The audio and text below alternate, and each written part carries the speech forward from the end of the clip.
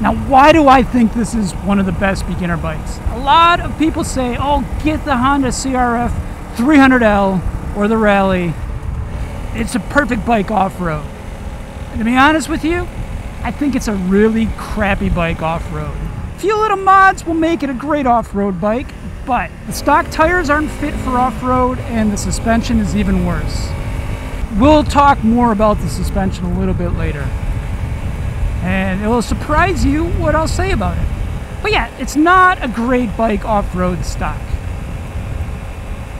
So if you're buying it for that reason, look elsewhere or expect to make a few modifications.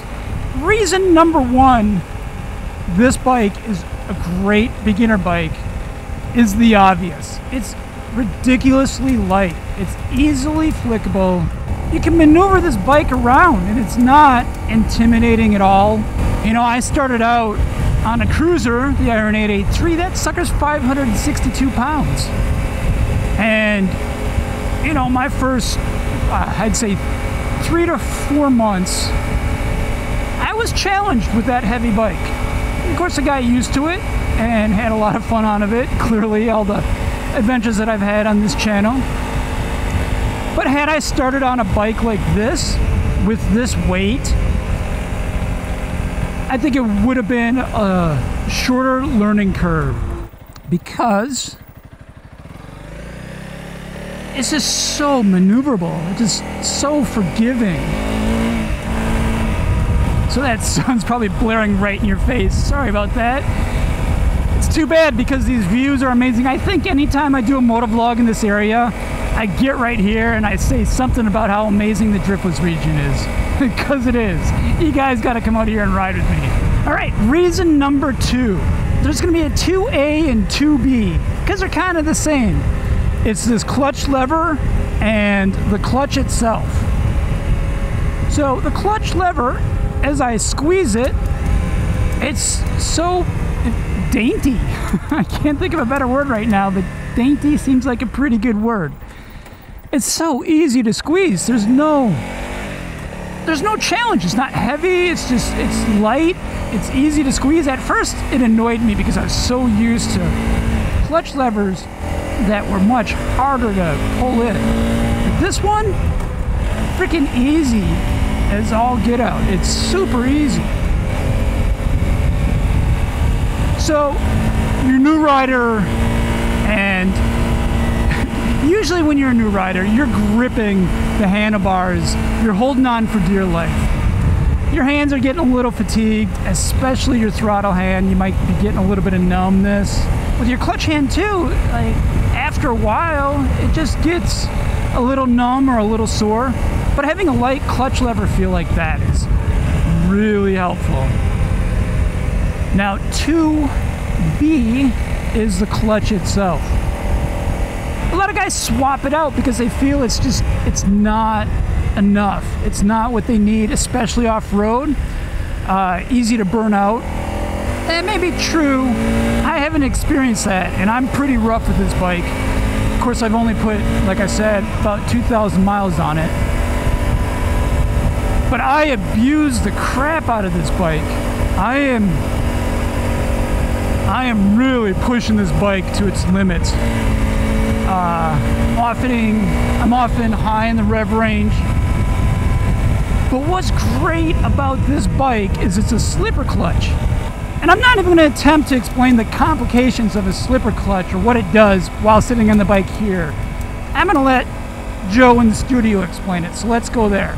Okay, I'm going to try and demystify the mysterious. To explain how a slipper clutch works, I'm going to need to delve into what a clutch does and how it does it. Quite simply, the purpose of a clutch is to engage and disengage the engine from the rear wheel. You knew that already. That's what's happening every time you engage and disengage your clutch lever.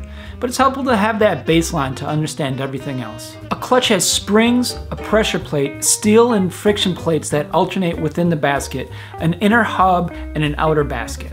Make note of the inner hub and the pressure plate because they are key to how a slipper clutch works. All right, let's delve into how all these parts work together. The outer basket is geared to the crank, so it's turning with the crankshaft. The inner hub is splined to the transmission input shaft. The steel plates have tangs along the inner diameter that engage with the clutch's inner hub, which is fixed to the end of the input shaft via spline. The friction plates have lugs along the outer edge that slot into the outer clutch basket. The springs press the steel plates and friction plates together, coupling the outer clutch basket to the inner hub, thereby transferring the crankshaft's rotation to the input shaft. When you squeeze the clutch lever, the pressure plates disengage, thereby decoupling the inner hub and outer basket so that they are able to spin independently of one another, thus decoupling the engine from the rear wheel. Okay, that gives you a baseline of how a clutch works. What's different on a slipper clutch? The inner hub and the pressure plate on a slipper clutch have ramps built into them. When the clutch pack is clamped together and the rear wheel begins driving the engine under deceleration, such as when you drop a gear, the ramps are forced together and they ride up one another. The pressure plate is then pushed out, reducing clamping force on the steel and friction plates, allowing them to slip past one another. You're not entirely losing pressure, it's slipping just enough to allow engine braking to balance out under deceleration. Now that you know what a slipper clutch is and what it does, why is it good for a beginner rider? Well, it's very forgiving of mistakes. Like right now, let me drop down a few gears. I'm in third gear here, going about 42 miles an hour. I'm gonna drop into the second. And you heard the engine braking really high there. If I was going 42 miles an hour and I dropped from third to second on my Iron 883, that wheel would skip. What the slipper clutch does is it slips enough. When that slip occurs, it allows that engine braking to be just at the right amount. Having that clutch slip like that prevents that wheel from skipping, losing traction. Or if you're like going around a corner or at an intersection, you're making a turn and you feel like you gotta shift, you can shift without fear of that wheel skipping or losing traction. That's not something that I would do on my Sportster. It allows for beginners to make mistakes. Now, number 3 is going to be a little bit controversial because I know the biggest complaint about this bike, and some of you are saying it even before I get to it, is the soft suspension.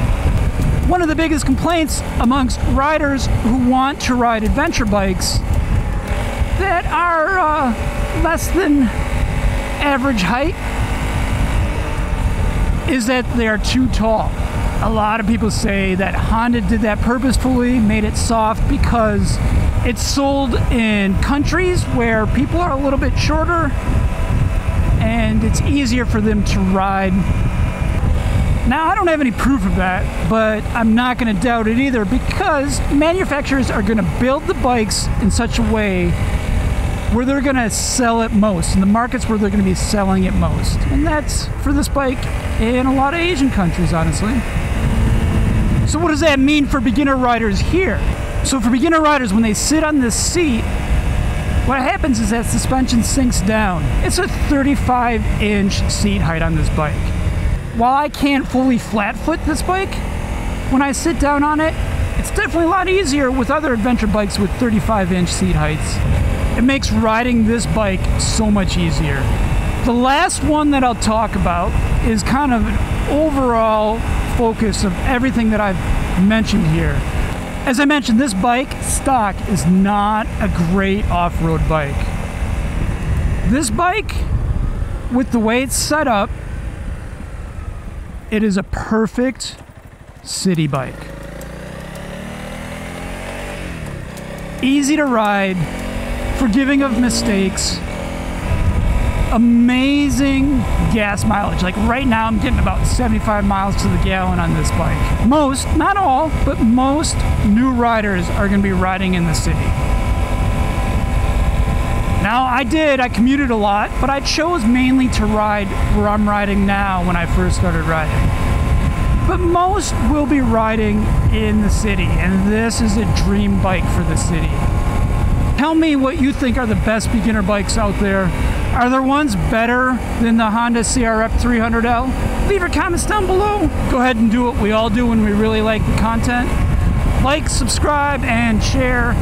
Thanks for watching. Ride safe out there and keep your wheels rolling the right direction. Out. I'll see you in the next one.